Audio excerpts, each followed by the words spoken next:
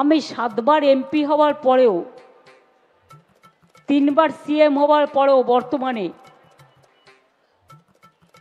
4 বার কেন্দ্রীয় মন্ত্রী হওয়ার পরেও তোমাকে আমাকে কৈফিয়ত দিতে হবে? বলছি পিসি, পার্থ চ্যাটার্জি তো 4 বারের বিধায়ক ছিল এবং মানুষের জন্য অনেক সেবাও করেছে। এবার এসএসসির জন্য এত সেবা করতে গিয়ে যে তাকে জেলে যেতে হলো, এর জন্য তো তাকে আদালতে কৈফিয়ত দিতে হয়েছে। তুমি বলছো যে তুমি এতবার এমপি এমএলএ হবার পরও তুমি কৈফিয়ত দেবে না, যে তুমি আমাদের দেশের লোক কি লোক নয়? 100 বার দিতে হবে। তুমি যদি ভারতবর্ষের সংবিধানকে ফলো করো, তুমি যদি ভারতবর্ষের সংবিধানকে সম্মান এবং শ্রদ্ধা করো, তাহলে তোমায় তো জবাব দিতে হবে। তাছাড়া তোমার কাগজপত্র দেখাতে এত অসুবিধা কিসের? তুমি যদি কোনো খারাপ কাজ করে না থাকো, তোমার যদি সব ডকুমেন্টস ঠিক থাকে, তাহলে তোমার দেখাতে এত অসুবিধাটা কোথায়? আমার তো একবার মনে হয় যে তুমি মনে হচ্ছে সবথেকে বড় ধড়িবাজ। তুমি হয়তো বাংলাদেশ থেকে এসছো, সেটাই হয়তো হতে পারে। তো আজকে এই বাংলাদেশি মুখ্যমন্ত্রীকে নিয়ে কথা হবে। তো চলো আর বেশি না বকে ফাট, আজকের ভিডিওটা শুরু করা যাক। তো হে বাঙালি, হ্যালো বাঙালি, নমস্কার বাঙালি, কেমন আছো তোমরা সবাই? আশা করি অনেক অনেক ভালো আছো। তো আজকের একটা নতুন ভিডিওতে তোমাদের সবাইকে অনেক অনেক স্বাগত। আরে হ্যাঁ ভাই হ্যাঁ। যে আমার ডেট অফ বার্থ, আমার মাঝে মাঝে মনে হয় কি মুখটাকে কি করে যে কন্ট্রোল করি বুঝতে পারি না। আমাদের মুখ্যমন্ত্রী তিনি বলছেন যে পশ্চিমবঙ্গের ইলেকশন কমিশন যে এসআইআর চালু করেছে, সেখানটায় তিনি তার ডকুমেন্ট দেখাবেন না এবং তিনি জবাবও দেবেন না। তো পশ্চিমবঙ্গের মুখ্যমন্ত্রী তিনি আবার বলছেন যে তার মুখটা কি করে আটকে রেখেছেন। তো একটা কথা বলতে চাই, এর আগেও তো আপনি আপনার শিক্ষাগত যোগ্যতা বা আপনার পারিবারিক শিক্ষার প্রমাণ দিয়েছেন। বাল মারা লেওড়া এসব বলে আপনি পশ্চিমবঙ্গের মানুষকে ভালোই ঘোল খাওয়াচ্ছেন। তো আজকে আপনি এত সতী কি করে সাজছেন সেটাই তো বুঝতে পারছি না। যা ভাষা বলার বলে দিন, কারণ আপনার মানসিকতাটা হচ্ছে কুরুচিকর। আপনি কোন ধরনের মানুষ সেটা পশ্চিমবঙ্গের মানুষ ভালো করেই জানে। আপনি ঝাড়গ্রামের সভা থেকে বললেন যে আমি এসআইআর হতে দেবো না, আমার দেহে যতক্ষণ প্রাণ আছে আমি এসআইআর করতেই দেবো না কাউকে। তো পশ্চিমবঙ্গের মানুষও সেটা মেনে নিল। এবার রোহিঙ্গাদের মনে একটা সাহস হলো যে আমাদের মুখ্যমন্ত্রী তিনি বলছেন যে আমি এসআইআর হতে দেবো না, আমার দেহে যতক্ষণ প্রাণ আছে। তো তারা অবাধে ঘোরাফেরা করছিল, কিন্তু শেষ পর্যন্ত আপনি মারাও গেলেন এবং এসআইআরটাও চালু হলো। এবার নির্বাচন কমিশন আপনার কেন, আপনার বাপ ঠাকুরদা 14 গোষ্ঠীর কাগজ চাইবে এবং সেটা আপনি দিতে বাধ্য। আপনি মুখ্যমন্ত্রী হন কি আপনি কোনো একটা ছাতা হন, বাস দিতে আপনাকে হবেই। কখনো কখনো মুখটাকে না সুখী করতে ইচ্ছে করে, সুখকর কথা বলে নয়, যে ভাষায় বলা উচিত সেই ভাষায় বলে। আজ পর্যন্ত পশ্চিমবঙ্গের মানুষ আপনার মুখ থেকে কখনো কোনো ভালো কথা শোনেনি, বা পশ্চিমবঙ্গের মানুষ পশ্চিমবঙ্গের মানুষের দুঃখের কথা শোনেনি। আপনার মুখ থেকে শুধু শুনেছে যে বিজেপি এই খারাপ কাজগুলো করেছে, সিপিএম আমলে এই খারাপ কাজগুলো হয়েছে, কিন্তু আপনি কি ভালো কাজ করেছেন সেটা আপনি কখনো বলেন না। নবান্নের যে 14 তলা সেটাকে আপনি আপনার পার্টি অফিস বানিয়ে ছেড়েছেন। ওখান থেকে আপনি প্রশাসনিক কাজকর্ম করার থেকে আপনি আপনার রাজনৈতিক কাজকর্মটাই বেশি করেন। সরকারের হেলিকপ্টার নিয়ে গিয়ে আপনি ইলেকশনের প্রচারের সময় তিনি ব্যবহার করেন। এতটুকু লজ্জা যদি আপনার মধ্যে থেকে থাকতো, তাহলে আপনি আপনার ওই মুখ নিয়ে কোনো জঙ্গলের ভেতরে চলে যেতেন এবং আপনি এই মুখও কোনোদিন হতেন না। তো আপনার লজ্জা শরম কিছুই নেই, সব কিছুই তো আপনি জলাঞ্জলি দিয়ে বাইরে এসে আপনি আপনার এই যে অদচ্ছ মুখটা দেখাচ্ছেন মানুষকে, মানুষও দেখছে আপনাকে। তো আপনার এখানটায় লজ্জা পাওয়ার কোনো কথা নেই, বা আপনি এত ভদ্র সাজার কোনো প্রয়োজন নেই, বলুন। কিন্তু বলতে পারি না, তার কারণ আমরা একটা দায়বদ্ধতা মাথায় নিয়ে কাজ করি, তাই। কিন্তু মনে করো না তুমি একা বলবে আর আমি একা শুনবো। দাঁত কপাটি দুটো থাকে, একটা নয়। তোমার একটা দাঁত কপাটি ভেঙে গেছে, তাই তুমি আর একটা দাঁত কপাটি দিয়ে কথা বলো। আমরা কিন্তু সেটা করি না, আমরা ভদ্রভাবে কথা বলি। ভদ্রতা আমাদের দুর্বলতা নয়। ভদ্রতা তো আপনাদের দুর্বলতা নয়, কারণ আপনাদের ফ্যামিলিগত একটা অভ্যাস আছে যে আপনারা অভদ্র, এবং আপনারা জন্মের পর থেকে অভদ্রতামি করে আসছেন। পশ্চিমবঙ্গের মানুষকে সারা জীবন বুঝিয়ে এসেছেন যে আপনি কুমারী, কিন্তু লিখছেন শ্রীমতী।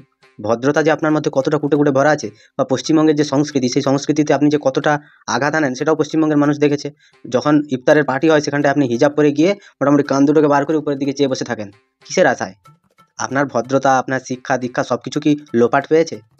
পশ্চিমবঙ্গের মুখ্যমন্ত্রী হিসাবে আপনার কি এতটুকু লজ্জা করে না যে আমরা পশ্চিমবঙ্গের মানুষকে অন্য জায়গায় নিয়ে গিয়ে একটা তাদের সুপ্রতিষ্ঠিত করি, বা পশ্চিমবঙ্গের অন্যান্য রাজ্যে কাজ করতে গেলে তারা সেখানটা যেন যথাযথ সম্মান পায়?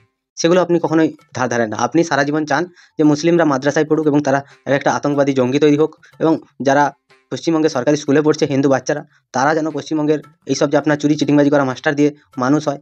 দিলেই না আপনার মতো মানসিকতার লোক তৈরি হবে, দিলেই আপনাকে ভোট দেবে। এটাই আপনার মূল লক্ষ্য।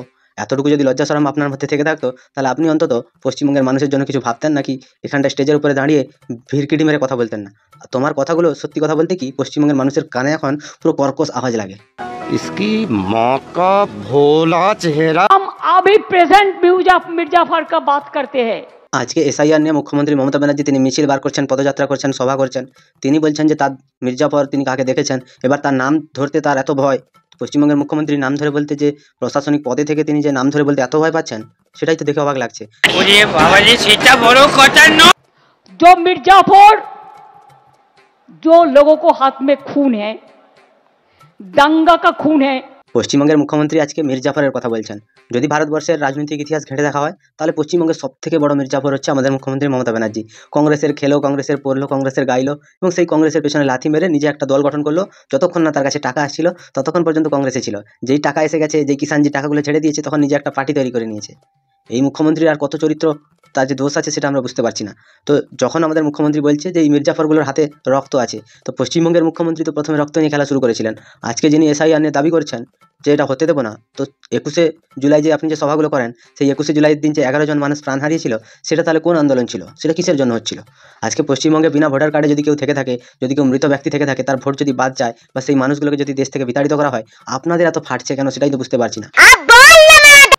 लोगों को हत्या करने का खून है, कितने लोगों को घर जलाया, मैं नाम नहीं लेती हूं। শুধুমাত্র নাম নিলে সে আর তার ভাইপো এরা দুজন যে রেহাই পাবে না সেটা সে ভালো করেই জানে, তাই সে নাম নিচ্ছে না। স্বর্গে যাওয়া নরকে যাওয়া সেটা তো ঈশ্বরের উপরে বিশ্বাস করে আমরা ছেড়ে দিয়েছি। তো পশ্চিমবঙ্গের মুখ্যমন্ত্রী কোথায় যাবেন সেটা ঈশ্বর আগে থেকে ঠিক করে রেখেছেন। নরকের যে রক্তকুণ্ড, যেটা গরম রক্ত ফুটছে, ওখানটায় পশ্চিমবঙ্গের মুখ্যমন্ত্রী তিনি যাবেন এবং তিনি ঠিকও করে রেখেছেন। একটা জিনিস পশ্চিমবঙ্গের মুখ্যমন্ত্রী বলতে ভুলে যান যে তিনি শুধুমাত্র আমাদের পশ্চিমবঙ্গের অভিষেক ব্যানার্জির মুখ্যমন্ত্রী বা তার পিসি, আর পশ্চিমবঙ্গের মানুষের কারোর কিচ্ছু নয়। এই যে আজকে এসআইআর নিয়ে এত বিরোধিতা করছেন মুখ্যমন্ত্রী, একটা সময় ছিল সিপিএম আমলে যখন মুখ্যমন্ত্রী নিজেই বিধানসভার বাইরে দাঁড়িয়ে বলেছিলেন যে পশ্চিমবঙ্গে নাকি পুরো রোহিঙ্গাতে ভরে গেছে, এবং 2011 সালের পরে সেই রোহিঙ্গারা হঠাৎ করে গায়েব হয়ে গেল। আজকে বাংলাদেশের গেটের কাছে দেখা যাচ্ছে যে কত বাংলাদেশি তারা চলে যাচ্ছে বাংলাদেশে, গেট খুলতেই হাজার হাজার মানুষের ভিড়। এদেরকে নিয়ে মুখ্যমন্ত্রী কী করতে চেয়েছিলেন? এটাই তো মুখ্যমন্ত্রীর কাছে সবথেকে বড় প্রশ্ন। তিনি যে কত বড় চিটিংবাজ সেই গেট খোলার ভিডিওগুলো দেখলেই বোঝা যাচ্ছে। এনার মতো ধড়িবাজ আর ধাপ্পাবাজ মহিলা আর পশ্চিমবঙ্গে দুটো নেই।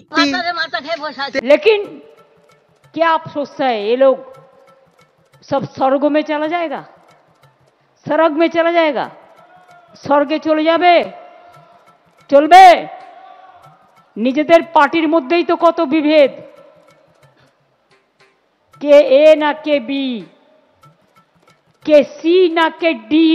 প্রথমে তো তুমি আগে ঠিক করো যে তৃণমূল পার্টিটা কি। প্রতিটা গ্রামে গ্রামে ABCDEFGH কত পুরো 21টা যে কনসোনেন্ট আছে সেই 21টাতেই পুরো পশ্চিমবঙ্গের মুখ্যমন্ত্রী দলের সব বিভাগ হয়ে আছে। কে কত টাকা চুরি করবে, কে কত টাকা ঝেড়ে দেবে, সেগুলো নিয়েই পশ্চিমবঙ্গের তৃণমূল কংগ্রেস পুরো সারা বছর ধরে লড়ে যায়। প্রথমে হচ্ছে কি পশ্চিমবঙ্গের মুখ্যমন্ত্রী বললেন যে এনাদের পার্টির মধ্যে অনেক বিভেদ আছে। তো মুখ্যমন্ত্রীকে একটা পরামর্শ দিই, আপনি প্রথমে মহুয়া মৈত্র আর কল্যাণ ব্যানার্জির বিয়েটা দিয়ে দিন, দিলে তাদের বিভেদটা মিটে যাবে। আর পশ্চিমবঙ্গে বহু মানুষ আছে যারা তৃণমূল করে এবং তারা একে অপরের বিরুদ্ধে লড়ে মরছে। তৃণমূলকে মারছে, প্রত্যেকটা জেলায় জেলায় তৃণমূলের রক্ত চুষে খাচ্ছে। এটাই হচ্ছে তৃণমূল। আগে নিজের দলটা ঠিক করুন, তারপরে অন্যান্য লোকেদের দলের কথা বলতে আসবেন। আপনিই তো হচ্ছেন সবথেকে বড় দাঙ্গাবাজ, সবথেকে বড় আতঙ্কবাদী একজন, কারণ আপনার মতো এত ছোট মানসিকতা পশ্চিমবঙ্গে আর কারণ নেই, শুধুমাত্র পাকিস্তানে যারা জন্মায় তাদের। আসলে কি জানেন তো, বাংলার ওপর ওদের খুব রাগ। তার কারণ ওরা জানে সব রাজ্যকে কবজা করতে পারলেও, বোকা বানাতে পারলেও, উল্টো পাল্টা বলে ভয় দেখিয়ে চমকিয়ে বাংলাকে পারবে না। সত্যি বাংলাকে পারবে না, কারণ বাংলা 2011 সালের পর থেকে মুখ্যমন্ত্রীর এমন ব্রেন ওয়াশ করেছে যে পশ্চিমবঙ্গের মুখ্যমন্ত্রী ছাড়া বাংলা আর কিছুই করতে পারছে না। পশ্চিমবঙ্গের মুখ্যমন্ত্রী যখন 2011 সালে এলেন তখন তিনি সারদা নিয়ে এলেন, পশ্চিমবঙ্গের সাধারণ মানুষের টাকা লুটে পুটে খেলেন। পশ্চিমবঙ্গের মুখ্যমন্ত্রী সবুজ সাথী নিয়ে এলেন, সেখানে টাকা লুটে পুটে খেলেন, এবং স্বাস্থ্য সাথী নিয়ে এলেন, সেখানেও টাকা লুটে পুটে খেলেন। পশ্চিমবঙ্গের মুখ্যমন্ত্রী টোটাল 96টা প্রকল্প চালাচ্ছেন, যার মধ্যে 99% প্রকল্পের টাকা তৃণমূলের নেতারাই ভোগ করছে।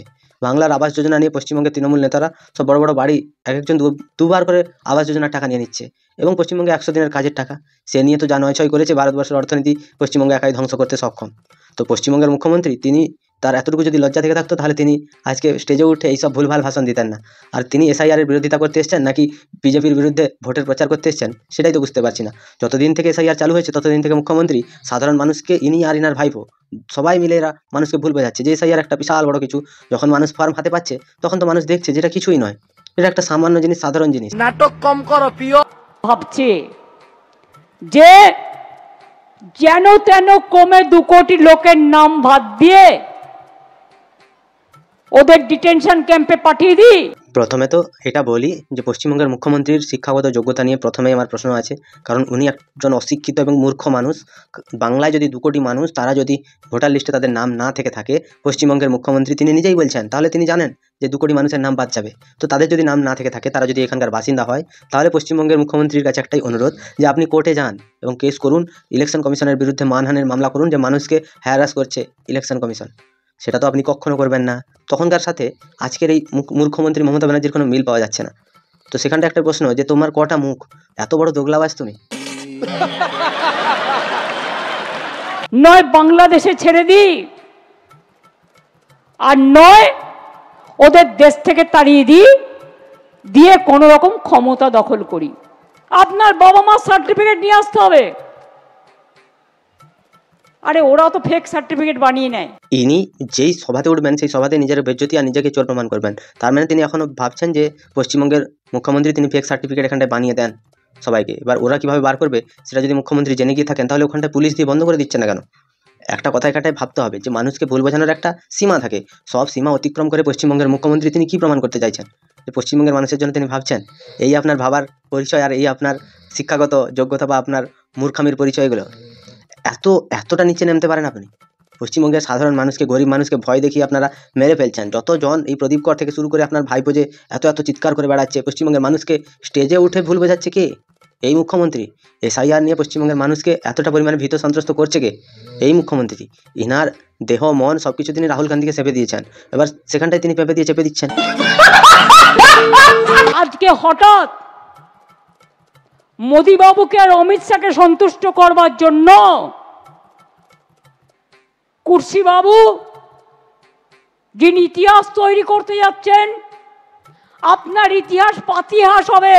আপনিও তো ইতিহাস তৈরি করতে চেয়েছিলেন, তাই না? যে পশ্চিমবঙ্গে সব রোহিঙ্গাদের, সব ঘুষপেটিদের, মানে যারা অবৈধ অনুপ্রবেশকারী, তাদেরকে নিয়ে আপনি সমানভাবে পশ্চিমবঙ্গের মানুষের, যারা পশ্চিমবঙ্গের নিবাসী, তাদেরকে সাথে নিয়ে থাকতে চেয়েছিলেন। মানে আপনি সবকা সাথ সবকা বিকাশ মোদিজির যে ডায়লগটা, সেটা আপনি বাংলাদেশের মানুষকে নিয়ে স্বপ্ন দেখেছিলেন। তাহলে আপনি কত বড় দোগলাবাজ আপনি ভেবে নিন। পশ্চিমবঙ্গের মুখ্যমন্ত্রী তিনি বলছেন মোদি অমিত শাহকে ইলেকশন কমিশনার তিনি সন্তুষ্ট করার জন্য এসআইআর করছেন। তাহলে 2002 সালে যে এসআইআরটা হয়েছিল সেটা কাকে সন্তুষ্ট করতে হয়েছিল? সেটা নিশ্চয়ই মমতা ব্যানার্জিকে সন্তুষ্ট করতে এসআইআর হয়েছিল। এনারা মানুষকে কি বোঝাতে চাইছেন? যে আগে যেগুলো হয়েছিল সেগুলো ঠিক, ভারতবর্ষের গণতান্ত্রিক উপায়ে আজকে যে এসআইআরটা হচ্ছে সেটা ভুল। মানে পশ্চিমবঙ্গের মানুষের ভোটদানের অধিকার ছাড়াও যারা অবৈধ অনুপ্রবেশকারী আছে তাদের ভোটদানের অধিকারটা আগে, আর যারা মারা গেছে তাদেরও ভোট দেওয়ার অধিকার তৃণমূলের আছে। এগুলো কি ছেলে খেলা হচ্ছে? পশ্চিমবঙ্গে কি গণতন্ত্র বলে কিছুই নেই? পশ্চিমবঙ্গের মানুষ কি তাহলে ভোট দেওয়ার অধিকার থেকে বঞ্চিত হবে তৃণমূলের এই চোর চিটিংবাজ নেতাদের জন্য? मादरेर बच्चा बिहार प्रथमे समझने नहीं पाया, जब समझा तो उसको नाम काट के बात दिया था। তুমি তো প্রথম থেকে নাটকবাজি শুরু করেছিলে, কিন্তু তুমি একবার কোর্টে যাওনি। তোমার এই নাটকবাজি দেখতে দেখতে আমরা অভ্যস্ত হয়ে গেছি। প্রথমে একটু ফাঁকা ময়দানে ডায়লগ মেরে দেবে, আমি বেঁচে আছি, কারোর কোনো ক্ষতি হতে দেবো না, আমি বেঁচে আছি, 26,000 লোকের চাকরি যেতে দেবো না, আপনাদের কোনো পরীক্ষা দিতে হবে না, সব কিছু তো আপনি ডায়লগ দিচ্ছিলেন। মানে আপনি আইন কানুন আদালত সব কিছুর ঊর্ধ্বে। আপনি যেটা বলে দেবেন আপনার বিধানটাই ঠিক, এটাই প্রমাণ করতে চান আপনি। আপনি ইতিহাস তৈরি করতে চাইছেন যে আপনার আমলে চুরি হয়েছে, আপনি কিন্তু চোরদের সাপোর্ট করে তাদেরকে আগলে রেখেছেন। এটাও একটা ইতিহাস। সত্যি আপনার ইতিহাসগুলো ভুলবার নয়। আর পশ্চিমবঙ্গের মানুষকে যে 10,000 কোটি টাকার আপনি যে স্ক্যাম করেছিলেন সারদা আর রোজ ভ্যালি মিলিয়ে, তো সেখানটায় আপনি একটা ভালো রকমের ইতিহাস তৈরি করেছিলেন। আপনার দলে তো ইতিহাসের শেষ নেই। পার্থ চ্যাটার্জি, ববি হাকিম, তারপরে তোমাদের বালু ভাই, তারপরে অনুব্রত মণ্ডল, এগুলো তো সব একটা ইতিহাস। এগুলো সব ইতিহাসের এক একটা অধ্যায়। এই ইতিহাস মুখ্যমন্ত্রী ছাড়া আর কেউ তৈরি করতে পারবে না। সিপিএম আমলের কথা বলছে, সিপিএম আমলের যিনি জল সম্পদ মন্ত্রী বা সেচ মন্ত্রী ছিলেন, তিনি আজকে খালি একটা স্যান্ডেল পরে তিনি বাজারে যাচ্ছেন বাজার করতে। আর তৃণমূলের নেতাদের বাড়িগুলো দেখো, একটা 4তলা 5তলা বাড়ি। এগুলো কি তার বাপ ঠাকুরদার টাকা, না তার বাপের সম্পত্তি? এত টাকা আসে কোথা থেকে? ওনাদের কি ভাতারি করে ঘরের লোক? এগুলো হচ্ছে পশ্চিমবঙ্গের মানুষের টাকা, যেই টাকাগুলো মুখ্যমন্ত্রী মমতার দলের লোকেরা সব চুরি করে মোটামুটি নিজেদের ঘর বাড়ি পাকাপোক্ত বানিয়ে নিয়েছে। আপনার ভাইপো কোন সার্ভিস করে? আপনার ভাইপোর কিসের ব্যবসা আছে? আপনার ভাইদের কোন ব্যবসায় আপনার ভাইরা এত বলিয়ান? আপনার ভাইপো 4তলা বাড়ি করেছে। আপনি তো ইতিহাস তৈরি করছেন। এর থেকে আর বড় ইতিহাস কি হতে পারে? পশ্চিমবঙ্গের মানুষকে আপনি বোকা পেয়েছেন। সিপিএম আপনাকে মেরে মেরে আপনার মাথা ফাটিয়ে দিচ্ছিল, আপনার পা ভেঙে দিচ্ছিল, তারপরেও আপনি হেলে দুলে যাচ্ছিলেন। তো সিপিএম আমলে যদি সব কিছুর অবনতি ঘটেছিল, আপনি ভালো হয়েছিলেন কোথায়? আপনি কোন হসপিটালে ভর্তি হয়েছিলেন? চিটিংবাজি করার আর জায়গা পান না। আপনার মাথা ফাটিয়ে দিল, আপনার শরীরে একটা হাড়ও আসতো নেই, সব জায়গায় অপারেশন করা। সেই অপারেশনগুলো কোথায় হচ্ছিল? নেপালে, না ভুটানে, না বাংলাদেশে, না পাকিস্তানে? কোথায় হচ্ছিল? পশ্চিমবঙ্গের অবস্থা যদি আগে খুব খারাপ ছিল, আপনি কোথায় মরছিলেন তাহলে? मजा आया। তোমাদের কি মতামত তোমরা আমায় একটু কমেন্টে জানিও।